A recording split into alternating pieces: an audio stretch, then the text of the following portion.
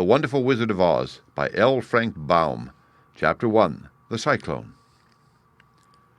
Dorothy lived in the midst of the great Kansas prairies with Uncle Henry, who was a farmer, and Aunt Em, who was the farmer's wife.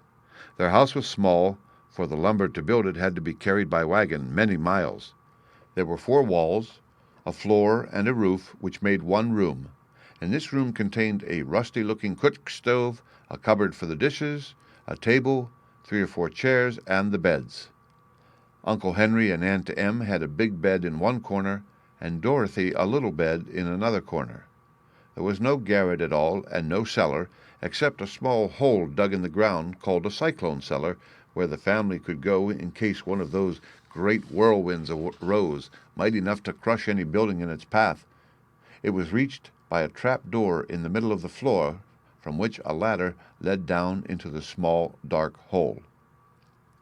When Dorothy stood in the doorway and looked around, she could see nothing but the great gray prairie on every side. Not a tree nor a house broke the broad sweep of flat country that reached to the edge of the sky in all directions. The sun had baked the plowed land into a gray mass, with little cracks running through it. Even the grass was not green, for the sun had burned the tops of the long blades until they were the same gray color to be seen everywhere. Once the house had been painted, but the sun blistered the paint and the rains washed it away, and now the house was as dull and gray as everything else. When Aunt Em came there to live, she was a young, pretty wife. The sun and wind had changed her, too. They had taken the sparkle from her eyes and left them a sober gray. They had taken the red from her cheeks and lips, and they were gray also. She was thin and gaunt and never smiled now.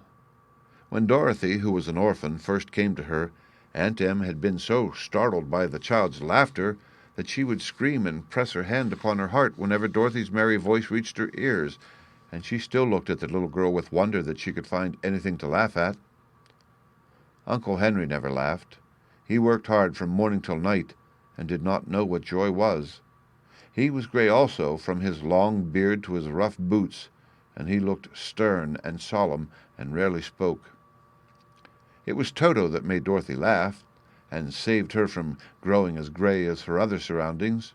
Toto was not gray. He was a little black dog with long, silky hair and small black eyes that twinkled merrily on either side of his funny wee nose. Toto played all day long, and Dorothy played with him and loved him dearly. Today, however, they were not playing.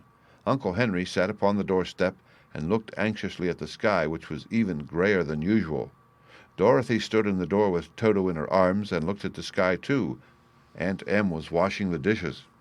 From the far north, they heard a low wail of the wind, and Uncle Henry and Dorothy could see where the long grass bowed in waves before the coming storm.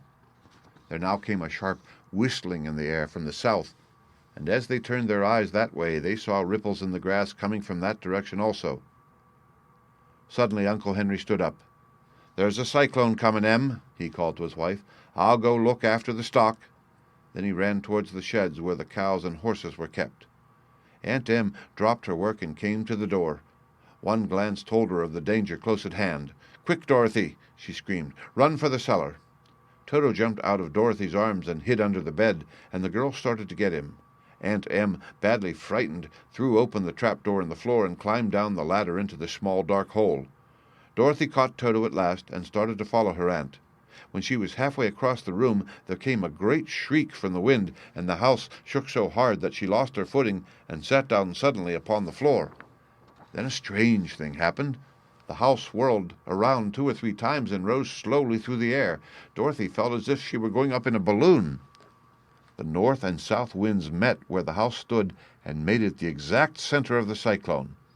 In the middle of a cyclone, the air is generally still, but the great pressure of the wind on every side of the house raised it up higher and higher until it was at the very top of the cyclone, and there it remained and was carried miles and miles away as easily as you could carry a feather.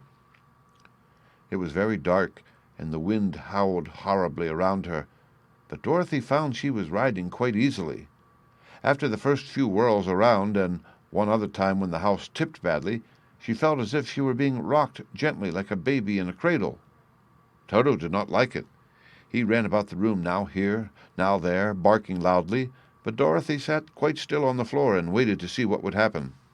Once Toto got too near the open trapdoor and fell in, and at first the little girl thought she had lost him. But soon she saw one of his ears sticking up through the hole, for the strong pressure of the air was keeping him up so that he could not fall.